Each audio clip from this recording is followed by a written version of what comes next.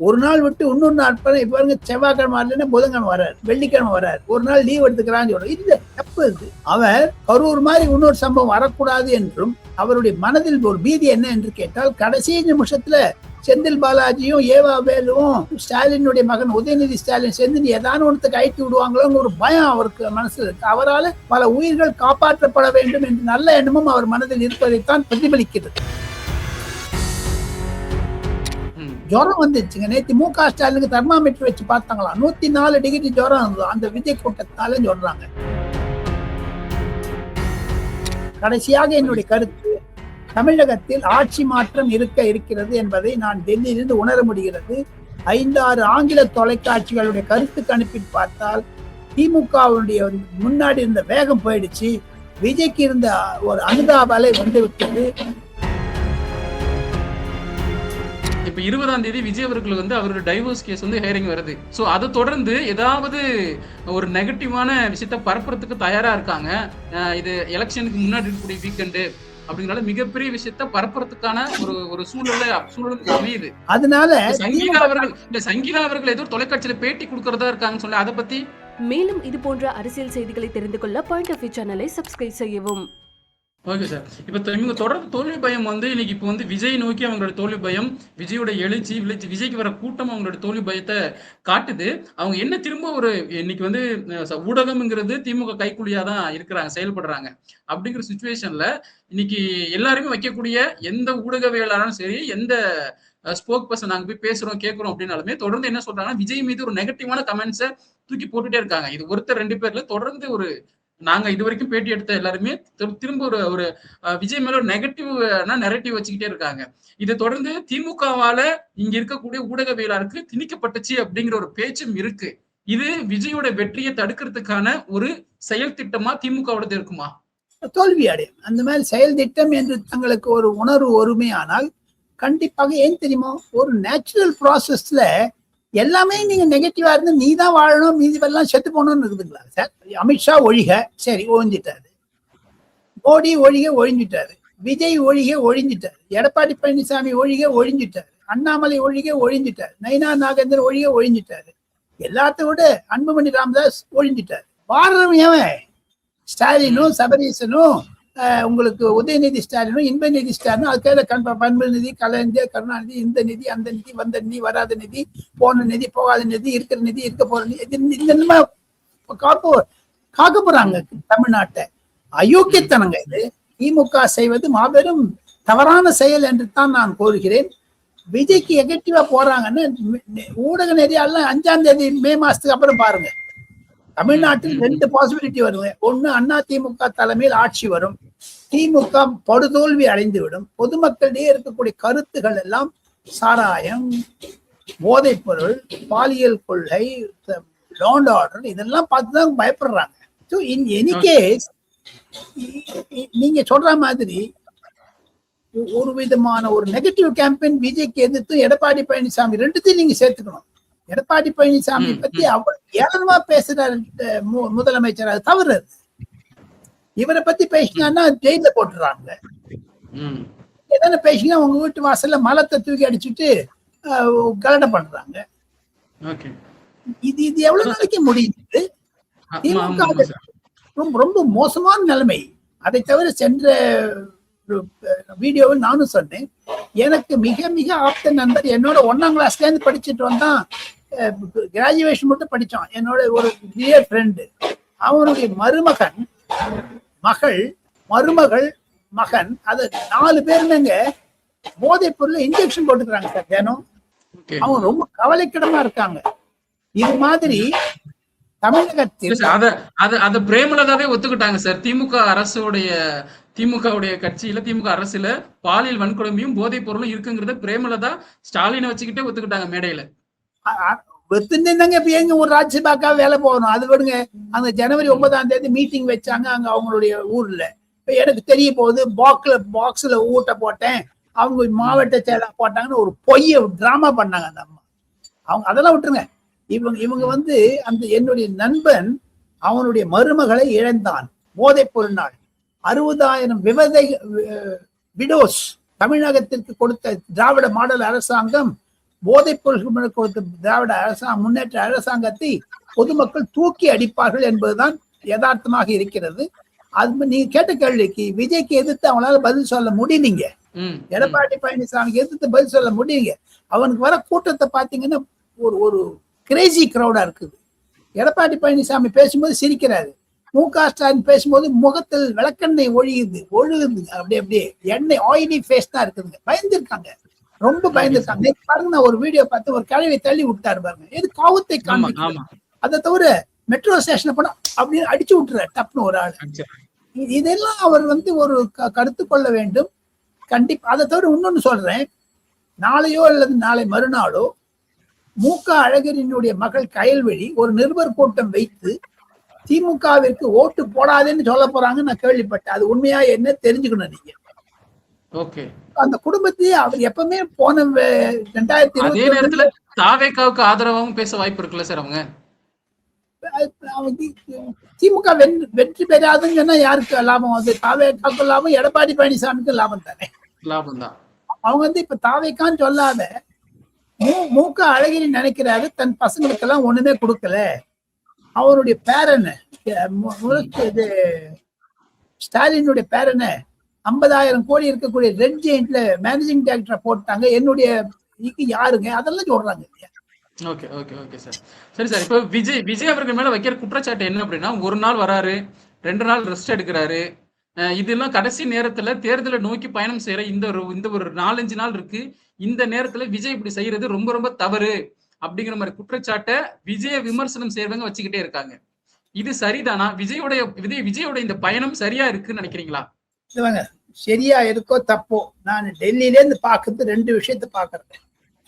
அவர் செய்வது சரி, அவர் செய்வது தவறு என்று 2த்துக்கும் நான் ஆர்கியூ பண்றேன். என்னுடைய கருத்தையும் நான் சொல்றேன்.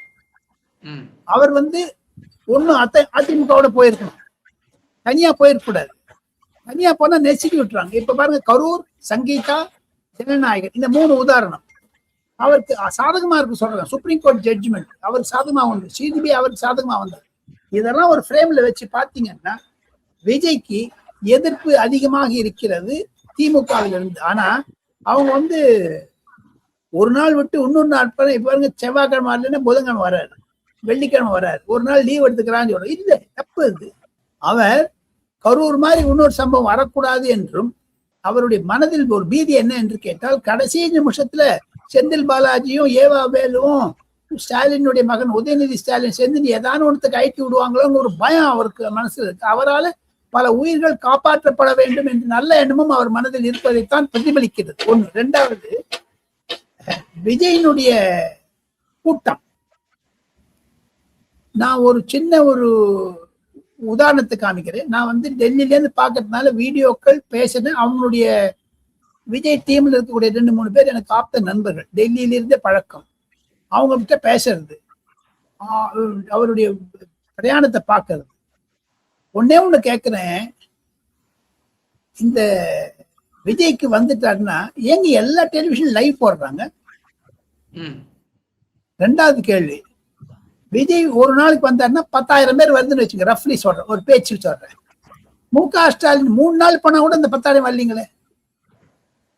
ஒரு நாள் விட்டு வந்தாருன்னா 20,000 ஆயிடுது. மு.க. ஸ்டாலின் தினம் போனாருன்னா 20,000 கூட வரலீங்களே. ஒரு நாளைக்கு 10,000, 2 நாளைக்கு 10,000, எங்க இருக்குது கூட்டம் வரலீங்களா அவருக்கு?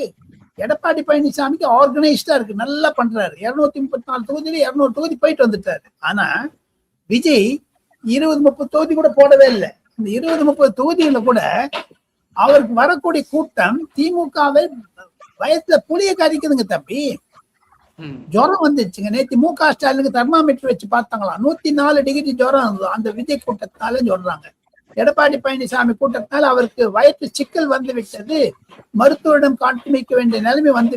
அவர் நேற்று நடக்கும்போது பாருங்க, அந்த கழுவியை தள்ளி விட்டது தவறான செயல். நீங்க அந்த சட்டத்தை கொளுத்துவது, ஒரு கழுவியை தள்ளி விடுவது, இதெல்லாம் எதை காண்பிக்கிறது? தங்களுடைய தோல்வியைத்தான் காண்பிக்கிறது என்று ஒரு வர்ணனை செய்யலாம். இப்ப என்னுடைய சொல்றதை வச்சுங்க, என்னுடைய கருத்து, நான் விஜய்க்கு ப்ரோ அகைன்ஸ்ட், எடப்பாடி பழனிசாமிக்கு ப்ரோ அகைன்ஸ்ட் பேசிட்டேன், திமுகவிற்கு ப்ரோ அகைன்ஸ்ட் பேசி என்னுடைய கருத்தை நான் சொல்லி முடித்துக் கொள்ள ஆசைப்படுகிறேன். திராவிட முன்னேற்ற கழகம் எதிர்பார்க்கவில்லை விஜய்க்கு இவ்வளவு பெரிய ஆதரவு வரும் என்று. அவருக்கு இப்போ ஒரு புதுசா கதை கட்டினாங்க. அவங்களோட பின்னாடி ஓடி வரவங்கள ஓட்டு கிடையாது. எங்க ஓட்டு இருக்கோ இல்லையோ அதுதானே விஜய் சொல்றாரு. ஒவ்வொரு வீட்டையும் விஜய் இருக்காங்க, விஜய் இருக்காங்கன்னுட்டு. எத்தனையோ திமுகவுடைய அமைச்சர்களுடைய மகன்களே விஜய்க்கு போடுறாங்களே. திமுகவுடைய ஓட்டு சாப்பிட போறது விஜய் தானுங்க. திமுகவுடைய தோழமை கட்சிகளா இருக்கக்கூடிய 3-4 முக்கிய கட்சிகளுடைய ஓட்டு வங்கியை சமாப்தி பண்ணி சால்வ் பண்ண போறாரு அந்த விஜய். எடப்பாடி பழனிசாமியுடைய ஒரு தீவிர தேர்தல் பிரச்சாரத்தில் தமிழகத்தில் 5 கட்சிகள் அம்பையில் ஆயிடும். வைகோவின் கட்சி பாதி பேர் விஜயோட போயிடுவாங்க, பாதி பேர் ஏடிஎம்கேட போயிடுவாங்க. விடுதலை சிறுத்தை கட்சி தலித் ஓட்டுகள் விஜயுடன் தான் புகை இருக்கிறது. திருமாவளவன் வந்து அப்படியே ஒரு பணியாண்டவர் மாதிரி கையில வேற போட்டு கோமணத்தோட தான் நிற்கணும். 2வது வந்துங்க காங்கிரஸ் எவ்வளவு மன தாங்கல் இருக்கு பாருங்க. விஜய் சொல்றாரு எனக்கு வந்து ஒரிஜினல் காங்கிரஸ் எங்கிட்ட இருக்குது, போலி காங்கிரஸ் எல்லாம் கருணாநிதி மு.க. ஸ்டாலின் இருக்குன்னு. இந்த 5 வைத்து பார்த்தீர்களே ஆனால் விஜய் வெற்றி வாய்ப்பு அதிகமாகத்தான் இருக்கிறது. அது கூட்டணி அரசியை அமைக்குமா அல்லது திமுகவிற்கு 35-40 சீட்டு கீழே போயிடுமா? எடப்பாடி பழனிசாமிக்கு first political party with largest member of assembly இருக்குமா? இதெல்லாம் வெயிட் பண்ணி தான் பார்க்கணுங்க. என்னுடைய கருத்து இபிஎஸ் விஜய் சேர்ந்திருந்தால் திமுக இருக்கிறமே இல்லாத போயிடுங்க. நிச்சயமா அதுக்கான வாய்ப்புகளை நம்ம தேர்தலுக்கு அப்புறம் யோசிப்போம். இன்னொன்று வந்து என்னன்னா, இப்போ பெண்கள் முக்கியமா பெண்களை பார்க்க போறோம் அப்படின்னா ஒரு மாதிரி எமோஷனல் ஆகி கனெக்ட் ஆகி அழுகுறாங்க சார். இது எம்ஜிஆருக்கு பார்த்தோம், திரும்ப இப்போ ரொம்ப நாள் கழிச்சு எங்க அப்பா சொல்றாங்க எம்ஜிஆருக்கு பார்த்தது இது. இப்போ திரும்ப ரொம்ப நாள் கழிச்சு விஜயோட கனெக்ட் ஆகிற அந்த பெண்கள் தங்கைகளா நினைச்சுக்கிட்டு சகோதரியா நினைச்சுக்கிட்டு ஒரு மாதிரி அழுகுறாங்க. இந்த மாதிரி எமோஷனல் கனெக்ட் வந்து இதுக்கு முன்னாடி எங்கேயுமே ஒரு 50 வருஷத்துல எங்கேயுமே பார்த்தது இல்லை அப்படிங்கிறாங்க. இது எப்படி சார் நீங்க பாக்குறீங்க? அது உண்மை. விஜய்க்கு என்று ஒரு மாபெரும் ஆதரவு இருக்கத்தான் இருக்கிறது பொதுமக்களிடையே. பெண்களுடையது அதை பற்றி குறைவாக மதிப்பிட முடியாது. அதற்கு 2 காரணங்கள். ஒன்று, அவர் தன்னுடைய அணுகுமுறையில் தன்னுடைய சினிமா படங்களில் நடித்து பெண்களுக்கு ஆதரவாக சேகரித்து கடந்த 20 வருடங்களாக பெண்களுக்கு ஆதரவாக ஒரு திரட்டினா எப்படி எம்ஜிஆர் பண்ணாரோ அந்த மாதிரி. ஆனா என்னுடைய காரணம் என்னன்னு கேட்டீங்கன்னா, உங்களுடைய அப்பா சொல்றான்னு சொன்னீங்க, உண்மைதான், யாரும் இல்லைங்குது. சில பேருடைய அப்பா எங்கிட்ட சொல்றாங்க, என்னுடைய மகள் விஜய்க்கு ஆதரவா போனது என்னன்னு கேட்டீங்கன்னா, நான் குடிக்க மாட்டேன், நான் ஊசி போட்டுக் கொள்ள மாட்டேன், போதைப் பொருள் எடுத்துக்க மாட்டேன் என்று சபதம் எடுத்து விஜய்க்குத்தான் ஓட்டு போடுவேன், நான் விடோவாக விரும்பவில்லை என்று வைராகியமா இருக்காங்க, ஒரு ஸ்ட்ராங்கா இருக்காங்க. அந்த மாதிரி பெண்மணிகள் அதிகமாக இருக்கிறார்கள். அப்படி கம்பேர் பண்ண போனீங்கன்னா பெண்கள் வாக்கு 3 பேருக்கு சமமாக போனாலும் ஆச்சரியப்படுவதற்கு, திமுகவிற்கு இழப்பு இருந்தாலும் ஆச்சரியப்படுவதற்கு. அந்த 3 யாரு?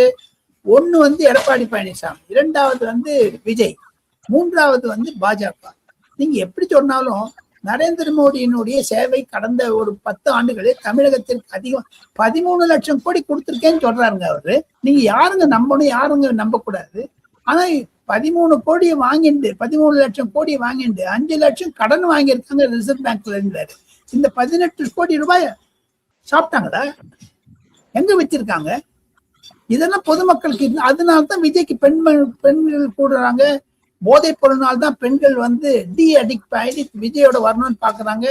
இதெல்லாம் ஒரு ஒரு குறிப்பு, ஒரு ஒரு ஒரு பர்டிகுலர் பாதையை நோக்கி செல்கிறது. என்ன என்று கேட்டால், தமிழகத்தில் திராவிட முன்னேற்ற கழக ஆட்சியில் அவர்கள் திராவிட மாடல் என்று சொன்னாலும் திராவக மாடலாகத்தான் முடிந்ததை தவிர போதைப் பொருளாக, அதுக்குதான் நிர்மலா சீதாராமன் நல்லா சொன்னாங்க, திராவிட முன்னேற்ற கழகம் டிஎம்கே அல்ல, ட்ரக் முன்னேற்ற கழகம் என்று. அப்படித்தாங்க நானும் நினைக்கிறேன். Okay sir. இன்னொன்னு வந்து இப்ப 20ஆம் தேதி விஜய் அவர்களுக்கு வந்து அவரோட டைவோர்ஸ் கேஸ் வந்து ஹியரிங் வருது. ஸோ அதை தொடர்ந்து ஏதாவது ஒரு நெகட்டிவான விஷயத்த பரப்புறதுக்கு தயாரா இருப்பாங்களா? ஏன்னா வீக்கெண்ட் வருது அப்படிங்கிறனால, இது எலெக்ஷனுக்கு முன்னாடி இருக்கக்கூடிய வீக்கெண்டு அப்படிங்கிறனால மிகப்பெரிய விஷயத்த பரப்புறதுக்கான ஒரு சூழலுக்கு அமையுது. அப்போ அது மாதிரி ஒரு நெகட்டிவான விஷயம் பரப்புச்சு அப்படின்னா இது விஜயோடைய அரசியல்ல வாக்குகள்ல பாதிப்பு ஏற்படுத்துமா? கிடையவே கிடையாது. அதெல்லாம் அதுக்கு எனக்கு சம்பந்தமே கிடையாது. ஒண்ணுமே வாக்கெடுப்புக்கு சம்பந்தமே கிடையாது. காரணம் என்ன என்று கேட்டால், விஜயனுடைய வழக்கறிஞர்களுக்கும் தெரியும், திராவிட முன்னேற்ற கழக வழக்கறிஞர்களுக்கும் தெரியும், இது அவருக்கு அனுதாபங்களை ஊற்றிவிடும். Okay sir. அதனால சங்கீதா அவர்கள் ஏதோ தொலைக்காட்சியில பேட்டி கொடுக்கறதா இருக்காங்கன்னு சொல்லி அதை பத்தி அது வந்தாலுமா எப்படிதானா? எது வந்தாலும் அவருக்கு விஜய்க்கு ஆதரவா தான் போகுமே தவிர, இவங்க தமிழ்நாடு அரசாங்கம் வேண்டுமென்றே விஜய்க்கு வரக்கூடிய கிரௌட போலீஸ் மூலமா நிறுத்தினாங்க கரூர்ல. ஆட்சியில் இருந்து மட்டும் நான் எதுக்கு சிம்பத்தி வரும்னு சொல்றேன்னு கேளுங்க. எலெக்ஷன் கமிஷன் வந்துட்ட அப்புறம் விஜய் வந்து ஒரு வேன்ல வர்றாருன்னா 4 பக்கமா போலீஸ் வந்து பாத்தீங்களா? ஆமா ஆமா. அவங்க கயிறு கட்டி அவருக்கு பாதுகாப்பு கொடுக்குறாங்க பாத்தீங்களா? அது எப்படிங்க வந்தது? அந்த தமிழ்நாடு போலீஸ்காரங்க அவங்க வந்து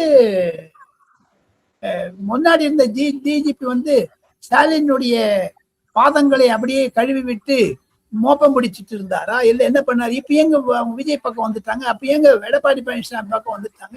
இப்ப இருக்கிற போலீஸ் ப்ரொடெக்ஷனும் திமுக போலீஸ் ப்ரொடெக்ஷனும் கம்பேர் பண்ணி பாருங்க தயவு செய்து. அது ஒண்ணு. ரெண்டாவது, விஜயனுடைய வழக்கறிஞர்களும் சரி, அவங்க ஸ்டாலினுடைய வழக்கறிஞர்களும் சரி, கண்டிப்பாக இதுக்கு தேதி மாற்றி வாங்குவாங்க. ஜூன் மாதத்துல கொடுங்க, இப்ப தேர்தல் நடக்கிறது, இதுக்கு வந்து ஒரு தர்ம சங்கடமான நிலைமையில வரும், நீதிபதி வந்து பேசக்கூடாதுன்னு சொல்லுவாங்க. ஆனா இவங்க ஏதாவது ஒரு புதுசா ஒரு வீடியோ விடுவாங்க, ஒரு ஆடியோ விடுவாங்க, எல்லாம் இருக்கும். அது எப்படி இந்த ராஜா வந்து தேல் கொட்டினா அந்த திருடனு காலில் தேல் கொட்டின்னு சொல்லுவாங்க. நான் தமிழ் அவங்க அம்மா எல்லாம் என் அம்மா எல்லாம் சொல்லிட்டு இருந்தாங்க. தமிழுடைய அர்த்தம் என்னன்னு, திருடன் காலில் தேல் கொட்டினா மாதிரின்னு. அந்த மாதிரி மு.க. ஸ்டாலின்ல தேல் கொட்டின மாதிரி வாய மூடின்னு இருக்காரு பாருங்க. விஜயை பற்றி ஒரு வார்த்தை பேசுறது கிடையாது பாருங்க. அது அவர் காலில் என்ன தேல் கொட்டிச்சுன்னு தெரியலையே. அதனால இந்த மாதிரி விஷயங்களை பண்ணாங்கன்னா அது விஜய்க்கு சிம்பத்தி வரும், அனுதாபாலை வரும் தான் என்று நினைத்து மனதில் வைத்துக் கொண்டிருக்கிறேன். கடைசியாக என்னுடைய கருத்து, தமிழகத்தில் ஆட்சி மாற்றம் இருக்கிறது என்பதை நான் டெல்லியிலிருந்து உணர முடிகிறது. 5-6 ஆங்கில தொலைக்காட்சிகளுடைய கருத்து கணிப்பில் பார்த்தால் திமுகவுடைய முன்னாடி இருந்த வேகம் போயிடுச்சு. விஜய்க்கு இருந்த ஒரு அனுதாபாலை வந்து விட்டது. எடப்பாடி பழனிசாமிக்கு நல்ல கூட்டம் வருகிறது, நரேந்திர மோடிக்கும் நல்ல கூட்டம் வருகிறது என்று தான் சொல்லுகிறார்கள். நேத்திய வந்து அந்த constitution of India women's bill எல்லாம் எரிச்சாரு, அதுக்கெல்லாம் ஒண்ணும் எஃபெக்டே கிடையாது. ஒண்ணுமே இல்லை சார், பெருசா தெரியல. ஒண்ணுமே அவங்க கட்சிக்காரங்க மட்டும் எரிச்சுக்கிறாங்க. இல்ல, அவங்க கடைசியில அதுக்கு வந்து 5ஆம் தேதிக்கு அப்புறம் திமுகவுடைய எதிர்காலத்தையே எரிச்சு விட்டாங்க. சார் ஒரே ஒரு கேள்வி சார், களத்துல யார் உற்சாகமா இருக்கிறா? திமுகவா, அதிமுகவா, தாவேகாவா? அதிமுக 80%, தாவேகா 80%. அப்படிதான் நான் பார்க்க முடியும். ஏன்னா ஒன்னே 3 பிரிச்சுக்கலாங்க தம்பி. நீங்க சீமானை சேர்த்த 4 வந்துடும். இப்ப பாருங்க, எப்பவுமே சிரிச்ச முகம் எடப்பாடி பழனிசாமிக்கு, அவர் மூஞ்சில எந்தூசியாசம் இருக்குது, கேடர்லாம் ரொம்ப சௌக்கியமா இருக்காங்க, நல்லா பேசுறாங்க, வாடுறாங்க, ஒரு விதமான ரொம்ப தும்பு கிடையாது. ஆனா விஜயனுடைய கூட்டங்கள் கண்டிப்பாக விஜய்க்கு ஒரு ஆதரவை தெரிவிக்கிறது, நல்ல ஒரு ரிசப்ஷன் இருக்குது. அந்த ரிசப்ஷன்ல பார்த்து Crazy crowd, emotional crowd Edappadi பழனிசாமிக்கு. ஆனா சீமானுக்கு அவருக்கு என்று ஒரு கூட்டம் இருக்கிறது. நான் இப்ப ஆஃப்லைட் நான் வந்து ஒரு சீமானுடைய ஆதரவாளர் ஆயிட்ட காரணம், ஒரு பிராமணனுக்கு சீட் கொடுத்தாரு, விஜயம் கொடுத்தாரு, அவங்களுக்கு ஒரு சல்யூட். பிராமண சமுதாயத்தை அமைக்கினாங்க. இன்னைக்கு ஒரு சவால் வர்றாங்க, திமுகவுடைய எந்த எம்பியா இருக்கட்டும், எம்எல்ஏவா இருக்கட்டும், ஒன்னே ஒண்ணு, முன்னெல்லாம் இந்த ராமர் சிலையை உடைப்பேன், பிள்ளையார் சிலையை உடைப்பேன், தேங்காயை கண்டா பிள்ளையார் வேணா, பிள்ளையார் வேணா, எதுவும் அண்ணாதெல்லாம் பேச்சுவா இருப்பாங்க. ஈவி ராமசாமி அந்த மாதிரி ஒரு வார்த்தை பேச சொல்லுங்க பாப்பேன். இப்போ எந்த திராவிட முன்னேற்ற கழக ஆளுக்கு திராணி இருக்காங்க. ஆனா அது தைரியமா விஜய் 2 பேருக்கு சீட்டு கொடுத்திருக்காரு, சீமான் 4 பேருக்கு சீட்டு கொடுத்திருக்காரு. ஒரு பெரியார் வளர்ந்த மண் அல்ல, பெரியாரே ஒரு மண் என்று சீமான் சொல்லி இருக்கிறார். அதே லெவல்ல தான் பெரியாருடைய கொள்கையை நாங்கள் ஏற்றுக்கொள்கிறோம், ஆனால் கடவுள் இருக்கிறார் என்று நான் சொல்லுவோம் விஜய் சொல்லியிருக்காரு. இதெல்லாம் டிஎம்கே திராவிட மூவ்மெண்ட் தெரியுது பாருங்க. ஆமா சார், அதே நேரத்துல இன்னைக்கு வந்து மாற்று அரசியல் பேசுற விஜய் கூட இல்ல சீமான் கூட ஒரு RSS தலைவருக்கு சீட்டு கொடுக்கல. ஆனா திமுகல நத்தம் தொகுதியில செல்வகுமார் அவர்களுக்கு சீட்டு கொடுத்திருக்காங்க. அவர் ஒரு RSS இயக்கத்தினுடைய தலைவர். அப்ப யாரை ஏமாத்துறாங்க இவங்க? பெரியாருடைய பெரியாருடைய வழிவந்த கட்சி அப்படின்னு. இந்த தேர்தலோட ஒரு திராவிட முன்னேற்ற கழகத்தினுடைய அந்த பேக்கரி பொய் சொல்லக்கூடியதெல்லாம் நின்று போடுங்க. இனிமேல்லாம் அவர் எரிக்க முடியாதுங்க. அவர் வந்து தனக்குத்தானே ஒரு திமுகவுடைய எதிர்காலத்தை எரித்து கொண்டார் என்று தான் நான் நினைக்கிறேன். இதுதாங்க என்னுடைய கடைசி கருத்து. அடுத்த வீடியோவில் சந்தித்து நீண்ட நேரம் பேசுவதற்காக உற்சாகமாக இருக்கிறோம். வாழ்க ஒரு ஒரு ஒரு தமிழ்நாட்டினுடைய எதிர்க்கட்சி ஒழிக ஆளுங்கட்சி. Okay sir. உங்களோட நேரத்தை ஒதுக்கி எங்களுடைய கேள்விகளுக்கு மிக தெளிவான விளக்கம் கொடுத்ததுக்கு மிக்க நன்றி சார். தேங்க்யூ. நமஸ்தே. மேலும் இது போன்ற அரசியல் செய்திகளை தெரிந்து கொள்ள பாயிண்ட் ஆஃப் வியூ சேனலை சப்ஸ்கிரைப் செய்யவும்.